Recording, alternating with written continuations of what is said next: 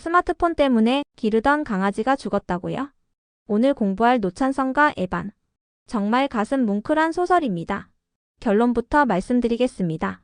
오늘 이 영상 끝까지 들으면 이게 단순한 동물 이야기가 아니라 우리 모두의 이야기라는 걸 깨닫게 될 겁니다. 상비공통국어2 고등학교 1학년 2학기 내신 대비 강의로 진행합니다. 강의 자료는 더보기 설명란에 있습니다. 지금 바로 받아서 함께 보십시오.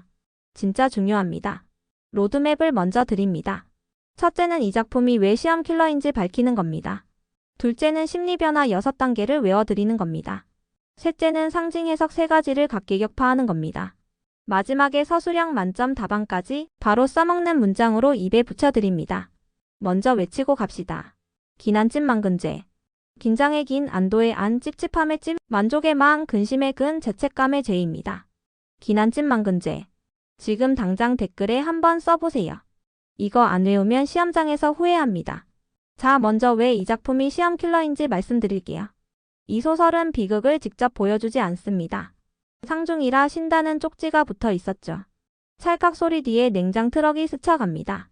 피가 스미는 자루가 놓여 있습니다. 이런 장치가 전부 복선으로 작동합니다. 게다가 결말을 열어둡니다. 그래서 학생들이 확신을 못합니다. 작가가 일부러 흔드는 겁니다.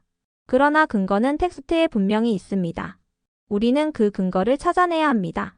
자, 많은 학생들이 이 작품을 단순한 성장 소설이라고 착각해요. 이 소설은 한 아이가 어떻게 실패하고 외면하는지에 대한 아주 현실적이고 냉정한 보고서입니다. 찬성이는 할머니와 단둘이 살고 있습니다. 아버지는 2년 전 갓길에서 사고로 돌아가셨습니다. 그것도 고의로 사고를 냈다는 의심을 받아서 보험금도 한 푼도 안 나왔습니다. 찬성이네는 가난하고 외롭습니다.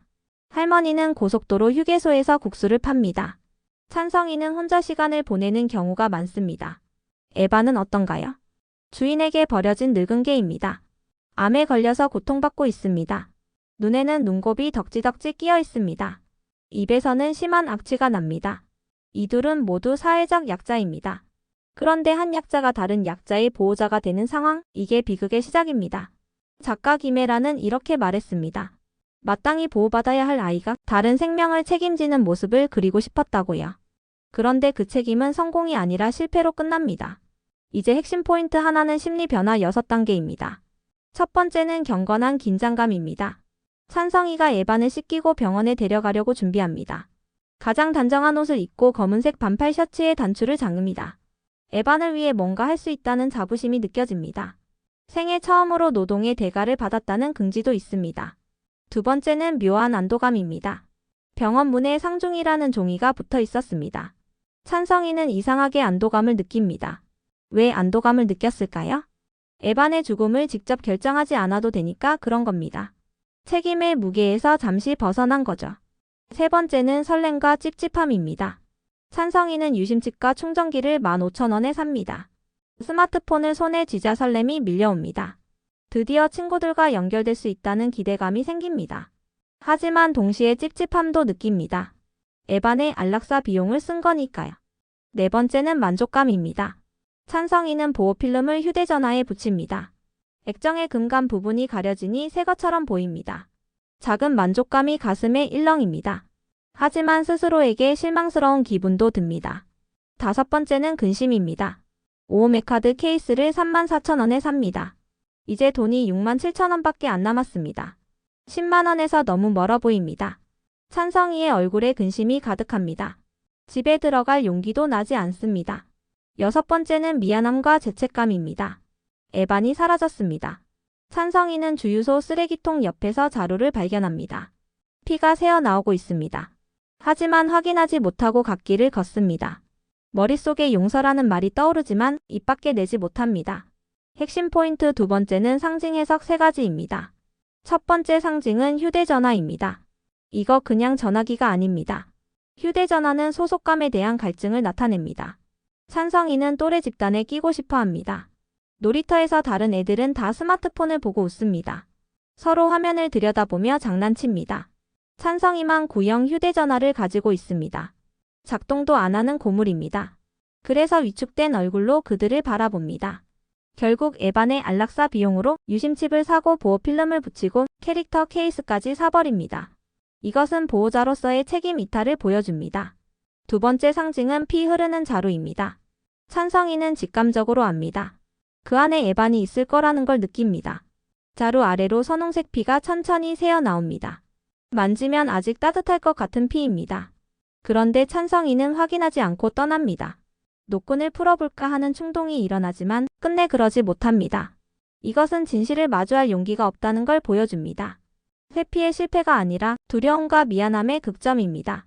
세 번째 상징은 고속도로 갓길입니다. 갓길은 자동차가 쌩쌩 달리는 도로의 가장자리입니다. 불안하고 위태로운 공간입니다. 찬성이 아버지가 죽은 곳도 갓길입니다. 찬성이가 마지막에 걷는 곳도 갓길입니다. 이것은 찬성이의 삶 자체를 상징합니다. 안전한 주류 사회에서 벗어나 있습니다. 얼마나 불안정한 상태인지 보여주는 핵심 공간입니다. 작품의 처음과 끝을 관통하는 이미지입니다. 핵심 포인트 세 번째는 복선과 효과입니다. 작가는 비극을 미리 암시합니다. 찰칵 소리와 함께 냉장 트럭이 지나갑니다. 이것은 단순한 분위기 연출이 아닙니다. 긴장을 고조시키고 비극을 예감하게 합니다. 에반이 구슬피 울기 시작합니다. 늑대처럼 긴 울음을 토해냅니다.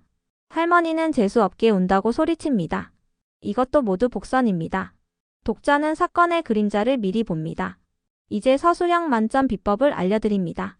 찬성이는 에반을 책임졌는가? 이 질문이 나오면 양면성을 쓰는 겁니다. 노력과 실패를 모두 서술해야 출제자가 원하는 깊이 있는 답변이 됩니다. 단순한 가치 판단이 아닙니다.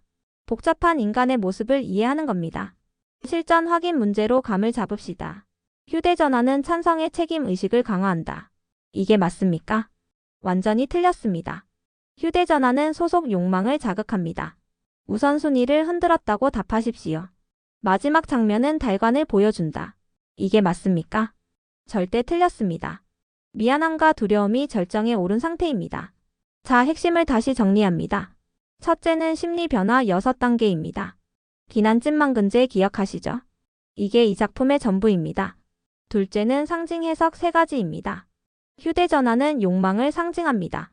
자루는 외면을 상징합니다. 갓길은 위태로운 삶을 상징합니다. 복선을 물으면 이렇게 쓰십시오. 찰칵 이후 트럭의 질주는 긴장을 극대화하며 비극을 예감하게 합니다. 결말을 물으면 이렇게 쓰십시오. 확정 판단을 피하고 찬성의 미안함과 두려움을 근거로 열린 해석을 제시합니다. 인물 평가를 물으면 이렇게 쓰십시오. 찬성이는 책임지려 노력했으나 물질적 욕망과 나약함으로 실패한 복잡한 인물입니다. 오늘 배운 것 중에서 찬성이의 어떤 행동이 가장 이해하기 어려웠나요? 그리고 이번 시험 목표 점수는 몇 점입니까? 댓글에 적어 보십시오. 여러분의 각오가 성적을 끌어올립니다. 이 강의가 도움되셨다면 좋아요와 구독이 다음 강의의 연료가 됩니다. 진짜 큰 힘이 됩니다. 여러분이 누르는 좋아요 하나가 제가 밤새 강의 준비하는 원동력입니다. 강의 자료는 설명란에서 다시 받으십시오. 외솔교육 공익 프로젝트는 전국의 모든 학생이 양질의 교육을 받을 수 있도록 끝까지 노력하겠습니다. 오늘 강의로 여러분의 국어가 1등급에 한 걸음 더 다가가길 바랍니다. 감사합니다.